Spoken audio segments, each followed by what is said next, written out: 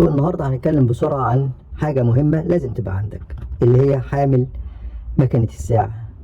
وفي فرق بين ده وبين ده. ده حامل الساعة نفسها، يعني ده بيشيل الساعة دي نفسها كده كلها، لكن ده بيشيل مكنة الساعة دي بس. زي ما انت شايف بتلاقي في حجمين، هي الواحدة دي ويا اما الصغيرة اللي انت شايفها دي للساعات الحريمي الصغيرة او للساعات الصغيرة اللي هي الكوارتز، ودوت للساعات الكبيرة اللي هي العادية دي. اهو بنحطها كده، وفي حجم هنا وتلاقي ظهرها حجم كمان اكبر، يعني هم عاملين ناحيتين تقدر تشتغل بيهم. اهي بنحط الساعة كده، نفتحها الاول زي ما احنا عايزين، ونحط الساعة بالطريقة دي خلاص، ونقفل عليها ونقدر نشتغل عليها على طول بسهولة جدا. الكوادي الصغيرة اهيت، هنلاقي برضو هنا حجم كبير وهنا حجم ايه، شايف زي ما انت شايف حجم صغير جدا اهو. نقوم قافلين عليها ازاي؟ قافلين عليها كده.